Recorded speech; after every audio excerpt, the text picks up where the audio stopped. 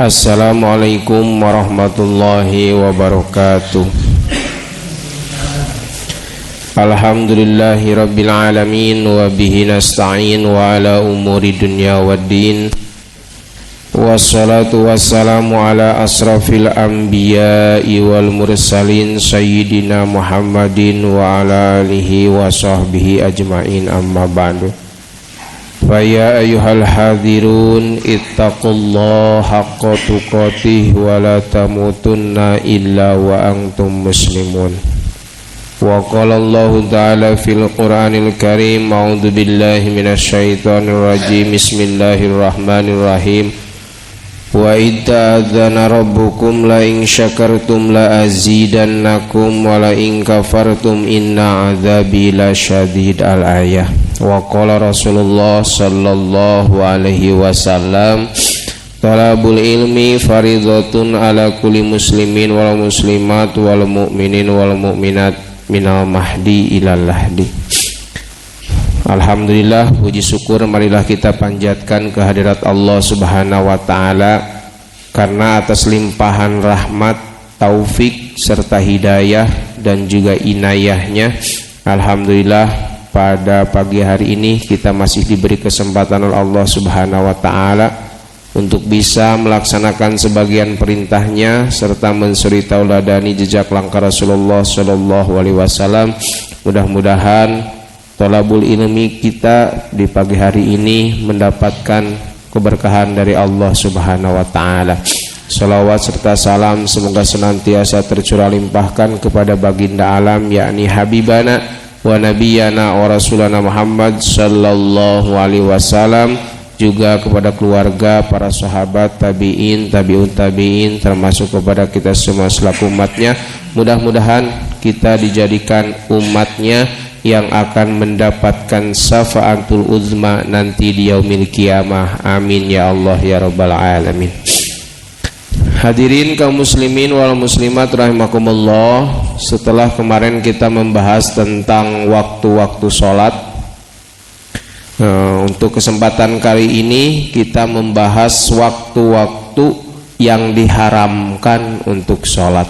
Jadi sholat itu ada waktu-waktunya, ada yang diwajibkan pada waktu-waktu tertentu, ada juga waktu-waktu yang diharamkan ketika kita melaksanakan sholat, dan sholatnya itu tidak sah tetapi tidak sampai ke derajat kafir atau kufur atau keluar Islam, hanya sebatas diharamkan. Bismillahirrahmanirrahim. Paslun ari eta hiji pasal. Tahrumu haram naon as-sholatu sholat, alati anu laesa teu aya naon anu eta tetep laha dina salat, naon sababun mutaqaddimun sabab anu miheulaan, wala muqaranun jeung sanes sabab anu ngabarengan.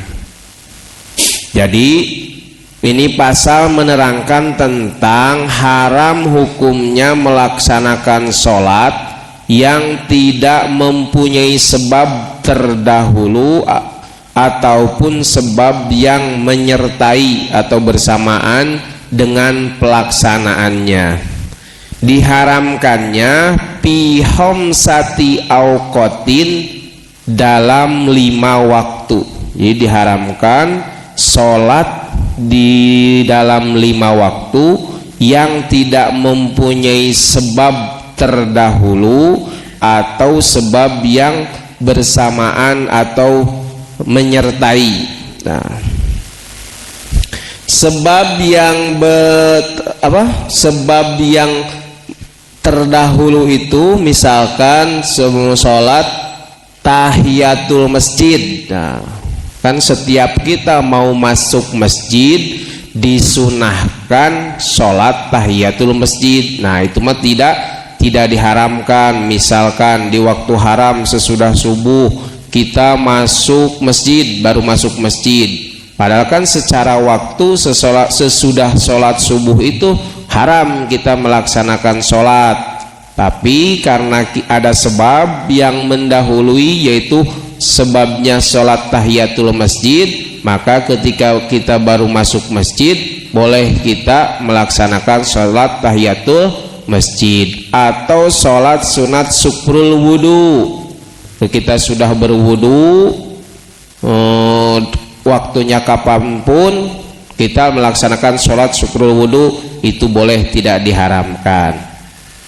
Atau sholat yang mempunyai sebab yang menyertai atau bersamaan. Nah, misalkan sholat jenazah sesudah subuh ada yang meninggal, terus kan wajib disolatkan, fardu kifayah sholat gitu. Nah, itu tidak menyebabkan keharaman. Atau sholat gerhana, misalkan di waktu-waktu yang diharamkan sholat tetapi ada terjadi gerhana, lalu kita melaksanakan sholat sunat gerhana atau istisqa atau khusuf, sholat khusuf, itu sholat gerhana boleh kita. Atau sholat istisqa, minta hujan misalkan di waktu-waktu yang diharamkan, itu boleh, itu tidak menjadi haram. Dan keharaman ini terjadi di luar Mekah. Kalau di tanah haram, di Masjidil Haram, tidak ada larangan atau tidak ada keharaman di waktu-waktu yang nanti disebutkan. Jadi ini khusus untuk di luar Mekah. Kalau di Mekah tidak ada keharaman. Nah, yang pertama yang diharamkan sholat itu ialah ingda tulu'i syamsi hatta tarfa'u qadaro rihin, ketika terbitnya fajar, ketika terbit fajar hingga tarfa'u qadirihin. Yang pertama itu ketika terbit matahari sampai naik sekira-kira dengan ukuran tongkat atau tombak. Nah, jadi ketika terbit matahari, misalkan ketika terbit matahari itu diharamkan kita melaksanakan sholat sampai naik matahari tersebut sekira-kira ukuran satu tombak. Jadi ketika udah masuk waktu duha atau suruk, nah itu baru boleh melaksanakan sholat. Lalu yang kedua,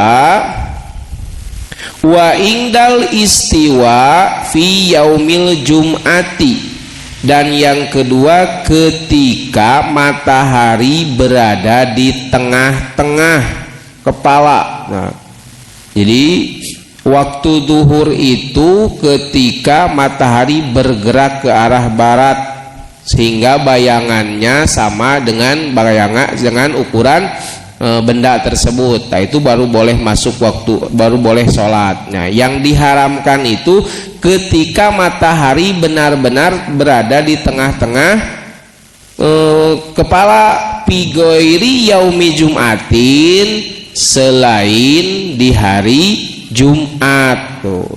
Jadi yang kedua yang diharamkan waktu sholat itu ketika waktu istiwa, yakni saat matahari berada di tepat di tengah-tengah langit atau berada di tengah-tengah kepala kita sampai bergeser matahari tersebut ke arah barat sampai masuk waktu duhur. Nah, kecuali di hari Jumat. Kalau hari Jumat bebas, tidak ada keharaman untuk yang istiwa tadi. Yang ketiga yang waktu yang diharamkan itu ialah wa ba'da sholati subhi, sesudah sholat subuh. Maaf, ingdal asbari hatta tagribu, yaitu ketika yang ketiga itu ketika sorot matahari kekuning-kuningan sampai tenggelam matahari, yaitu ketika udah ada layung lah, bahasa Sunda nama mun aya layung sekitar setengah genep atau napi jam 5 tuh aya layung tah, itu diharamkan sampai tenggelam sampai masuk waktu maghrib. Nah, itu diharamkan. Wa ba'da sholati subhi, Dan yang keempat sesudah sholat subuh hatta tatli'a sehingga terbit asyamsu matahari. Jadi sesudah sholat subuh sampai terbit matahari itu diharamkan untuk melaksanakan sholat. Makanya tidak ada sholat ba'da subuh karena diharamkan. Yang terakhir wa ba'da sholatil asri hatta tagriba, yaitu sesudah sholat asar sampai terbenamnya matahari. Jadi sesudah sholat asar diharamkan kita melaksanakan sholat hingga matahari terbenam sampai masuk waktu maghrib. Nah, ya, tadi waktu-waktu yang diharamkan ini sebabnya karena kalau misalkan kita sholat tanpa ada sebab yang tadi, sebab mendahului atau sebab yang berbarengan. Yang mendahului tadi misalkan sholat sunat hajat misalkan, atau sholat sunat mutlak, nah, tidak boleh di waktu-waktu yang diharamkan. Yang mendahului seperti sholat tahiyat, atau kecuali sholat yang mendahului misalkan sholat sunat tahiyatul masjid, kan itu ada sebab. Kalau sunat-sunat yang tidak ada sebab-sebabnya, misalkan tadi sholat sunat mutlak, sholat sunat hajat, sholat safar, nah itu tidak boleh dilaksanakan di waktu-waktu yang diharamkan. Nah ini terjadi di luar tanah haram, di luar Mekah. Kalau di Masjidil Haram itu bebas kita melaksanakan sholat, tidak ada keharaman. Keharaman di atas adalah untuk sholat-sholat yang tidak memiliki sebab sama sekali, seperti sholat sunat mutlak atau tidak memiliki sebab yang diakhirkan dari pelaksanaannya, seperti istikharah, sholat sunnah ihram, sholat hajat, sholat hendak keluar rumah atau safar dan lain sebagainya.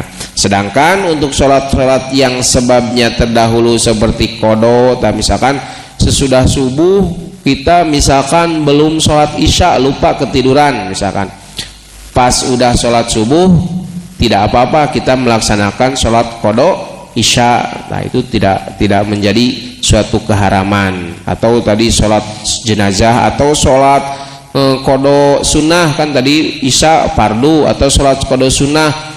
Ketika kita datang ke masjid kesiangan misalkan, posisi imam sudah mulai berjamaah, ketika kita datang kita langsung ikut sholat berjamaah. Nah sesudah sholat subuh boleh kita mengqada sholat sunat qobliyah subuh yang tadi ketinggalan. Nah itu tidak menjadi keharaman. Atau sholat jenazah, ketika ada yang meninggal di waktu-waktu haram akan disolatkan, maka tidak menjadi suatu keharaman. Atau istisqa, gerhana, nah, itu tidak menjadi suatu keharaman. Nah itu mengenai tentang waktu-waktu yang diharamkan melaksanakan sholat yang tidak ada sebab. Ada pertanyaan mengenai waktu yang diharamkan sebelum masuk ke saktatus sholat? Jadi dalam sholat juga ada saktah atau berdiam sejenak. Paslun ari eta hiji pasal, saktatus sholati ari pirang-pirang pangeureunnan sholat atau saktah atau istirahat lah. Eta sitatun aya genep. Jadi dalam sholat itu ada istilah saktah. Apa yang dimaksud dengan saktah? Saktah itu diam di dalam sholat. Di antara kesunahan di dalam sholat yang terkadang kita abaikan. Banyak di antara kita yang mengabaikan kesunahan di dalam sholat, di antaranya saktah atau berdiam sejenak ketika sholat. Yaitu beberapa detik seukuran baca subhanallah, seukuran kita melaksanakan tumaninah di dalam rukun-rukun sholat, seperti di dalam sujud, dalam ruku. Nah itu kan ada istilah tumakninah. Nah di dalam sholat juga ada istilah saktah, yaitu berdiam sejenak seukuran membaca subhanallah. Jadi saktah sholat itu ada 6 tempat-tempatnya. Yang pertama, baina takbiratil ihrami wa du'ail iftitahi. Yang pertama antara takbiratul ihram dengan bacaan iftitah. Nah, jadi setelah takbiratul ihram disunahkan kita berdiam sejenak sebelum melanjutkan membaca doa iftitah. Contoh, Allahu Akbar, Allahu Akbar kabir. Nah, itu kan itu dilangsungkan. Yang disunatkannya diam dulu sejenak.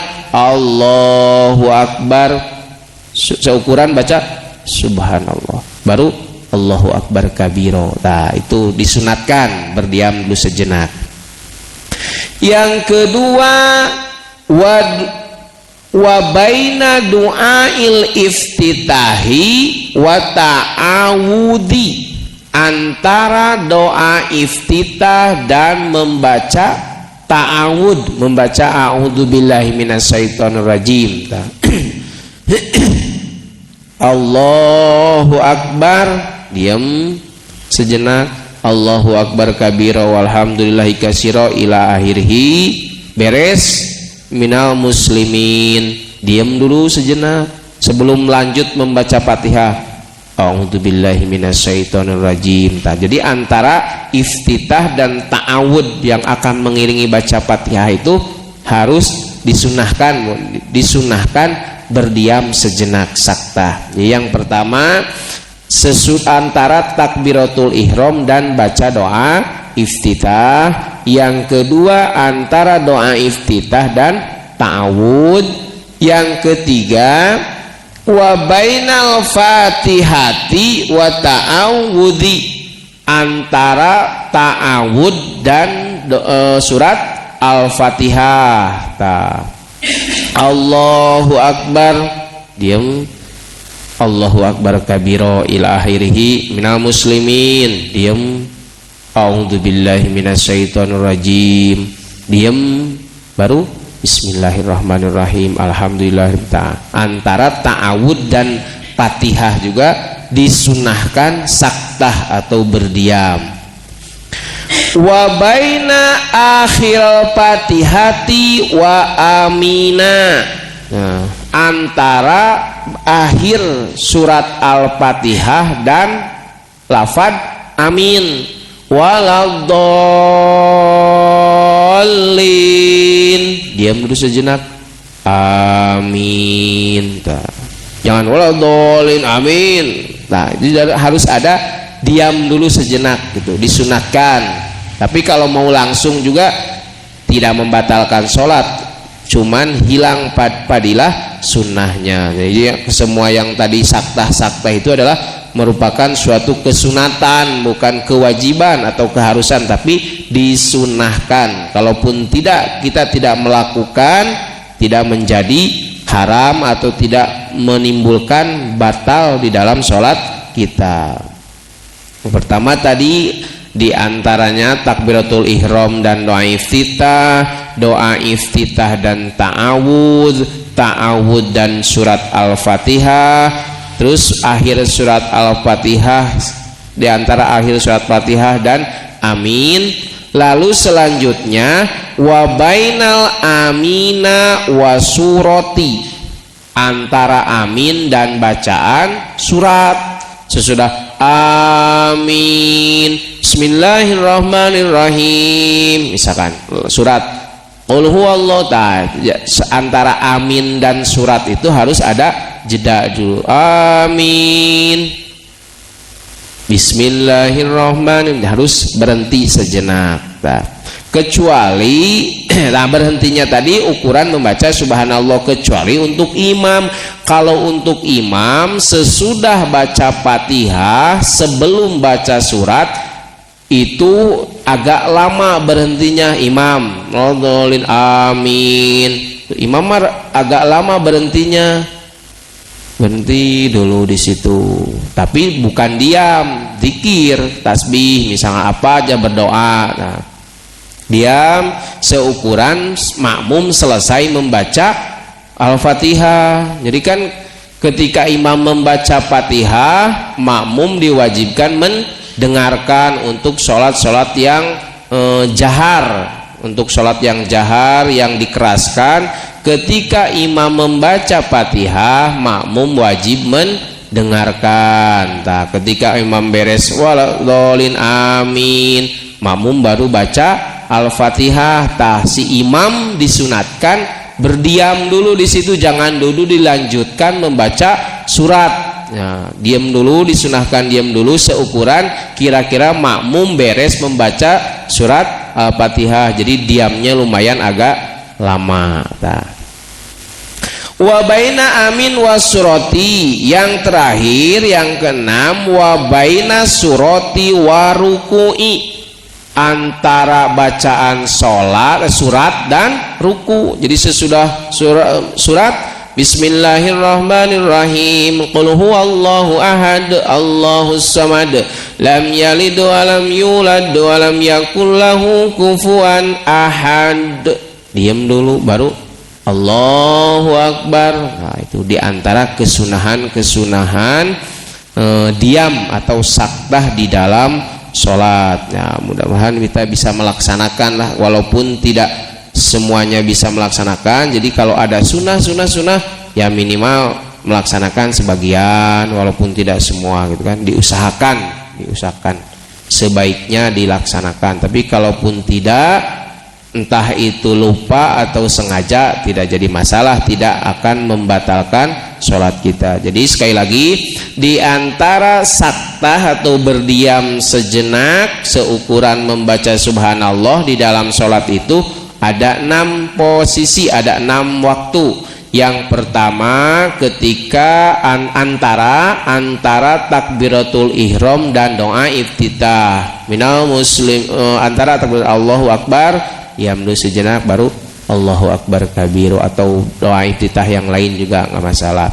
Yang pertama antara takbiratul ihram dan doa iftitah. Yang kedua antara doa iftitah dan ta'awud.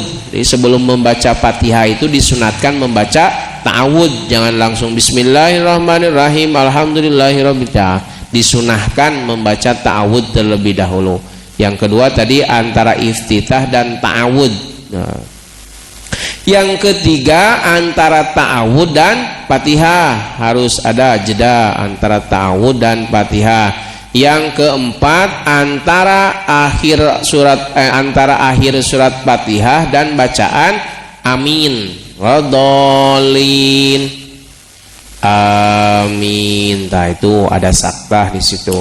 Yang kelima antara amin dan bacaan surat. Nah, dan bacaan surat harus ada jeda amin, berhenti dulu sejenak.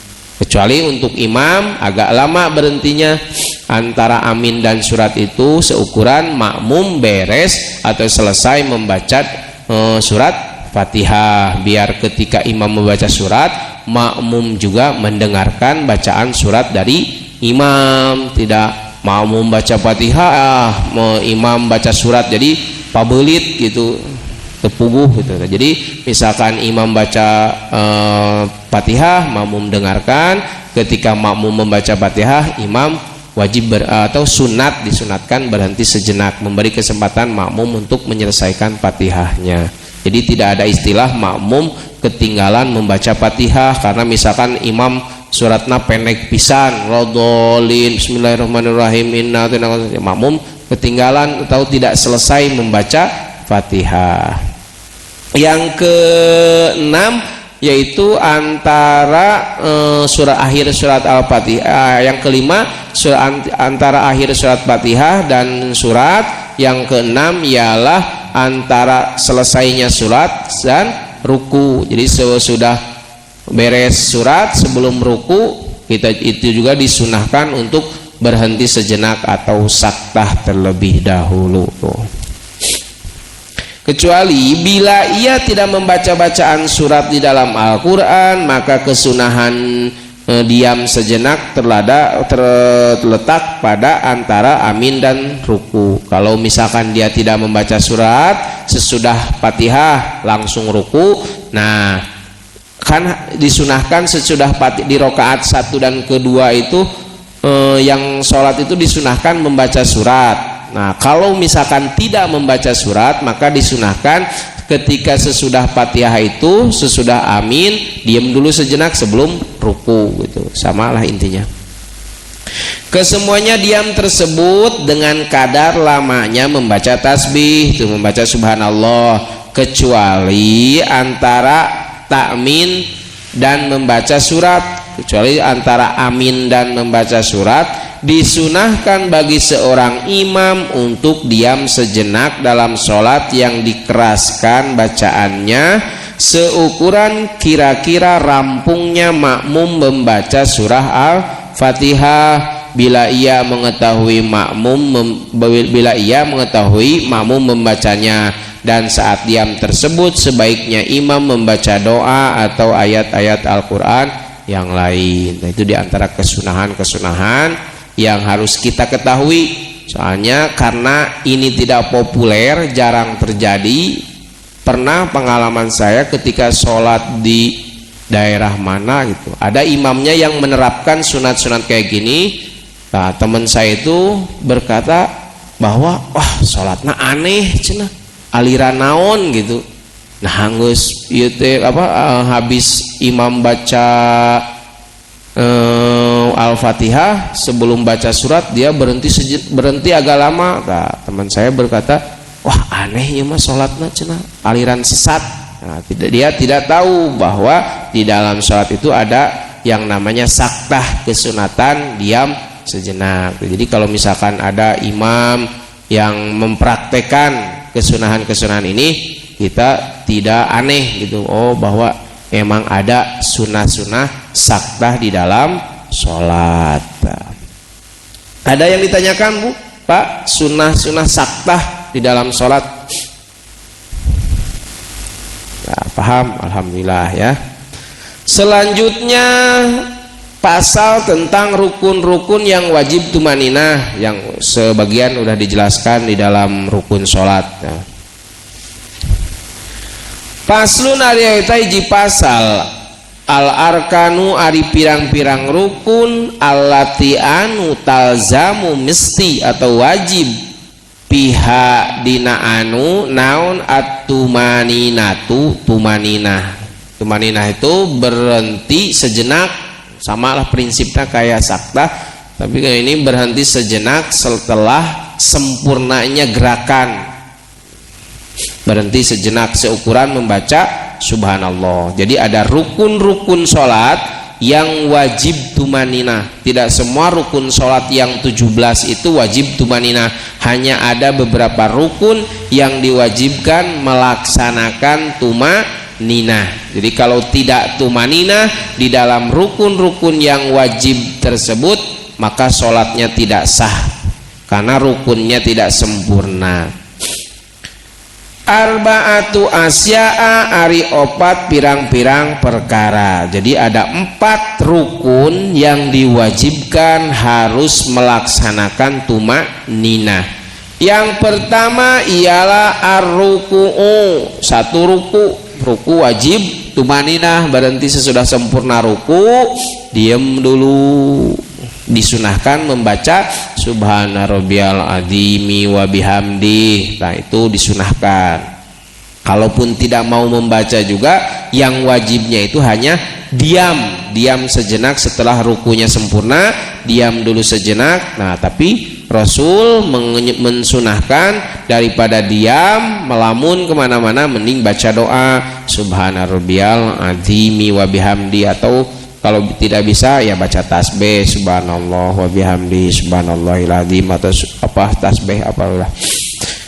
Yang pertama ketika ruku, wal intidalu, dan yang kedua ketika i'tidal, bangkit dari ruku. Sami Allahu liman hamidah, sempurnakan, diam dulu.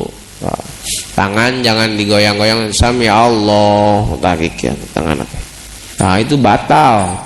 1, 2, iya 2 gerakan, 1 gerakan ke depan, 2 gerakan, jadi 4 gerakan sekaligus. Sami Allahu liman hamidah. Nah, ini harus didiamkan, mau di sini boleh, bebas. Itu sunatnya di sini atau di sini atau mau yang lain bebas lah. Yang penting diam. Nah, i'tidal, diam sami Allah liman hamidah. Diam dulu di sini, udah sempurna kan, diam. Syukuran baca subhanallah, atau yang dicontohkan Rasul, Rabbana lakal hamdu mil'us samawati wa mil'ul ardi wa mil'u ma syi'ta min syai'im ba'du. Itu yang sunatkan.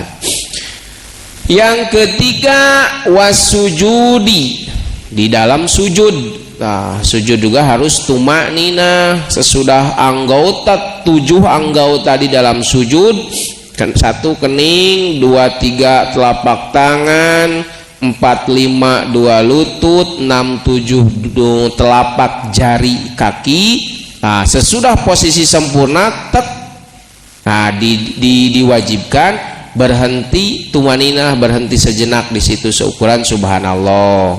Atau sunnahnya membaca yang dicontohkan subhana rabbiyal a'la wa bihamdih. Itu ketika sujud jangan terburu-buru, jangan tidak tumaninah, karena tumaninah itu sekali lagi rukun sholat. Kalau tidak tumaninah tidak jadi. Kalau tidak membaca bacaan sujud, nah itu sah-sah saja, cuman tidak mendapat fadilah sunat.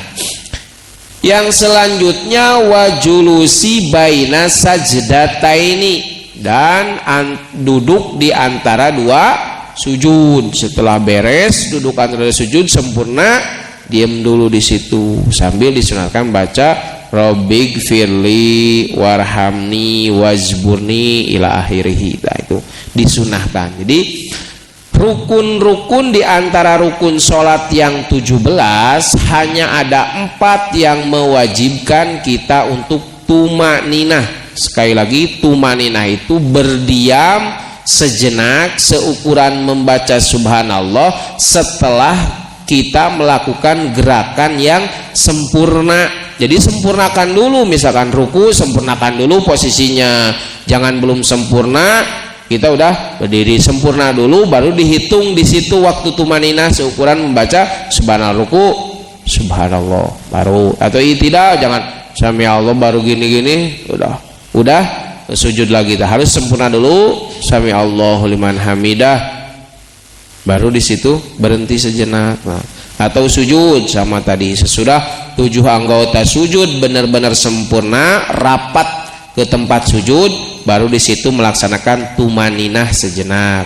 Dan yang keempat ialah duduk di antara 2 sujud. Setelah duduk di antara 2 sujud sempurna, baru di situ melaksanakan tumaninah. Ada yang bertanya lagi? Tidak terkait tumaninah? Pahamlah insyaallah tumaninah ya. Selanjutnya ada istilah sujud sahwi.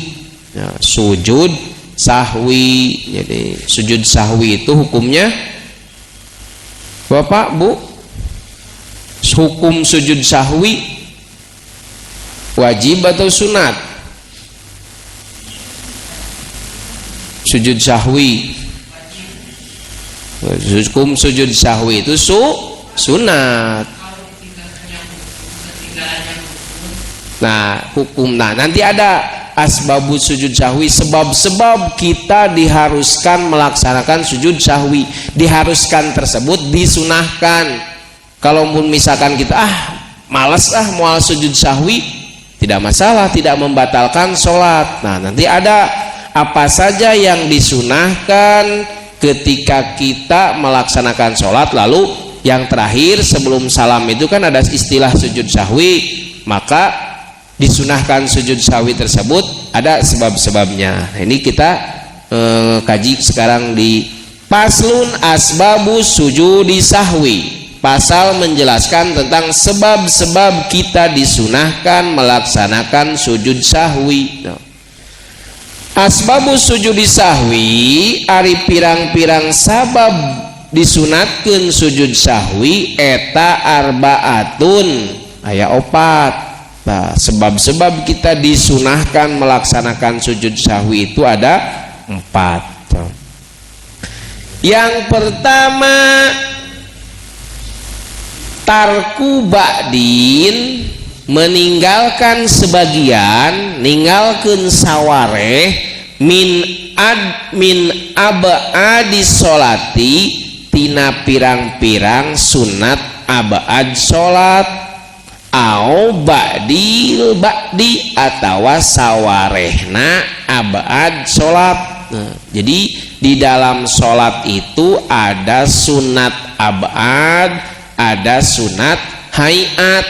Nah, yang disunahkan kita melaksanakan sujud sahwi itu ketika kita meninggalkan sunat abad. Nah, sunat abad itu ada 7, di antaranya tahiyat awal. Nah, kalau kita lupa tahiyat awal, nah, misalkan sholat asar atau duhur atau maghrib atau isya, ketika rokaat kedua kita lupa sujud tahiyat awal, pas kita berdiri ingat tahiyat awal. Nah, itu disunahkan ketika di akhir sholat sebelum salam gitu kita melaksanakan sujud sahwi. Lupa deh sujud sahwi ge, geus teu naon, atau moream sujud sahwi ya teu naon sih itu, karena sunat yang ditinggalkan itu perkara yang sunat. Jadi meninggalkan sebagian dari abadus sholat atau pekerjaan sunnah di dalam sholat yang buruk jika seseorang meninggalkannya itu. Jadi jeleklah kalau orang meninggalkan sunat-sunat abad sholat gitu, yang 7 tadi. Nanti ada di sini apa saja yang termasuk ke dalam abad sholat tuh. Ada tasyahud awal, duduk di tasyahud awal, ada sholawat untuk Nabi ketika tasyahud awal, ada sholawat ke keluarga Nabi ketika tasyahud akhir. Jadi tasyahud akhirnya cuma sampai Allahumma sholli ala Muhammad, kan itu mah hanya kepada Nabi. Ada sunat abadnya itu ke keluarga Nabi. Kalau kita meninggalkan surat abad yang ke keluarga Nabi wa ala ali Muhammad, itu disunahkan melaksanakan sujud sahwi. Ada doa kunut, itu sunat abad, atau berdiri untuk doa kunut, atau sholawat dan salam untuk Nabi dan keluarga ketika melaksanakan doa kunut. Jadi ada wassallallahu ala sayyidina Muhammadin wa ala alihi wasahbihi, dan keluar Nabi, ke keluarga Nabi dan ke sahabat. Itu sunat abad. Yang pertama meninggalkan sebagian dari sunat-sunat abad.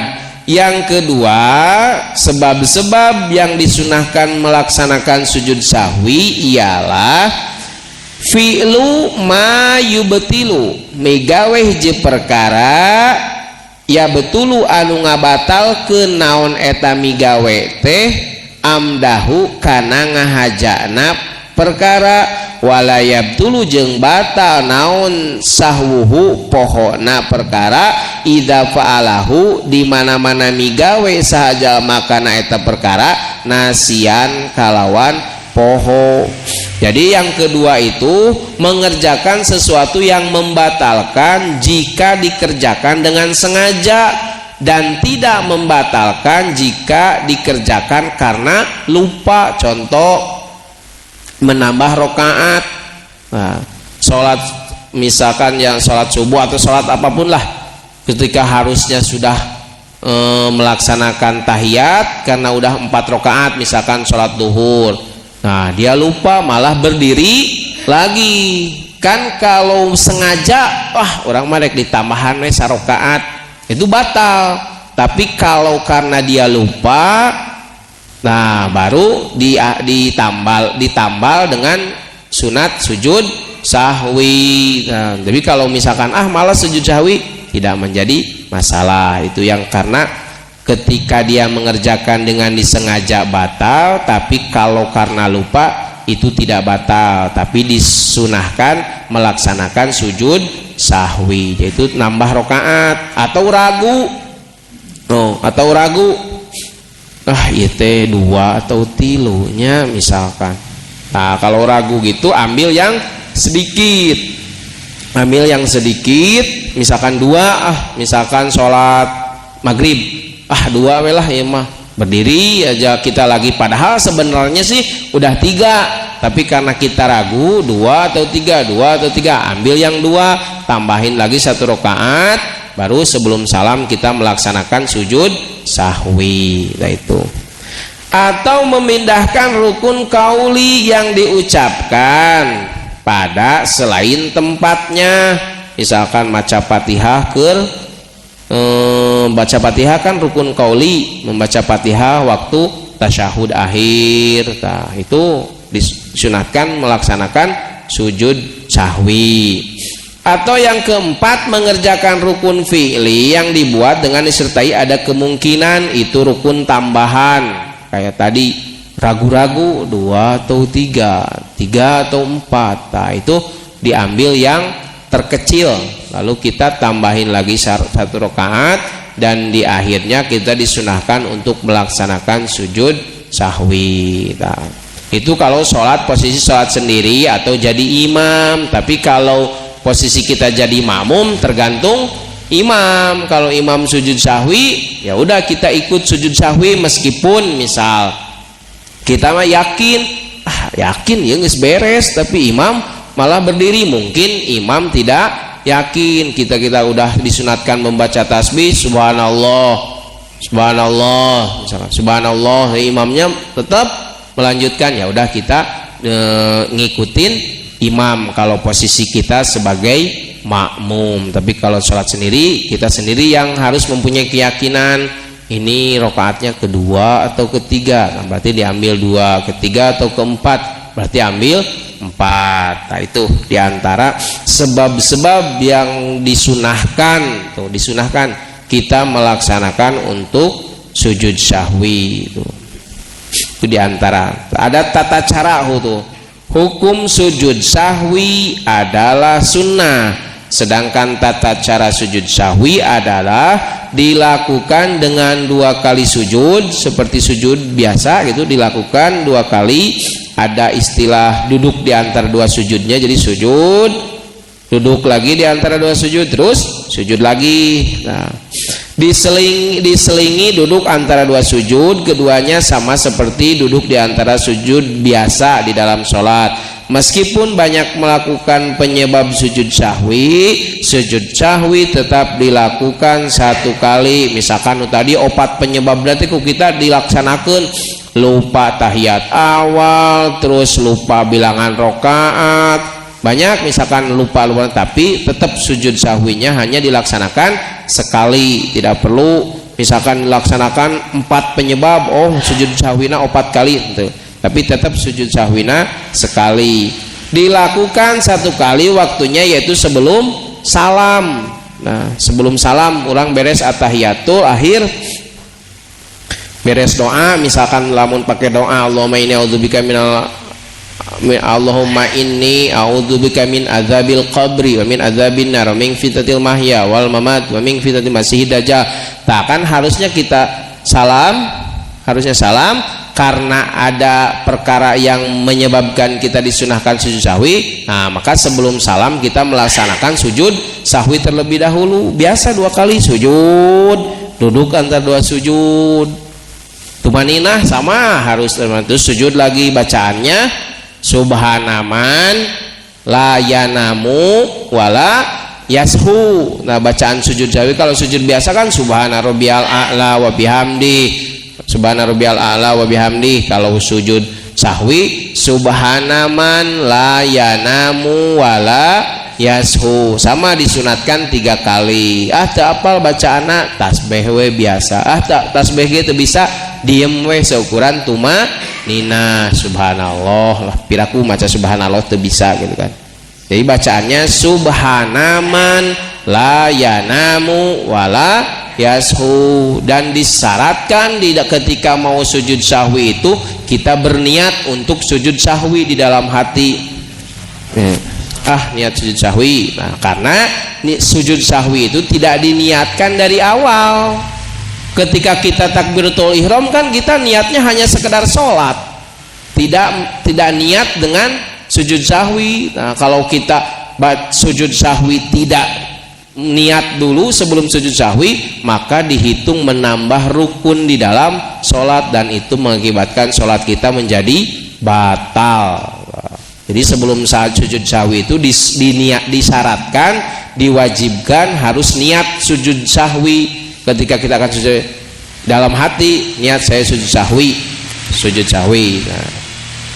Nah, kalau tidak niat maka batal sholatnya karena dianggap menambah rukun di dalam sholat. Ada pertanyaan mengenai sujud sahwi?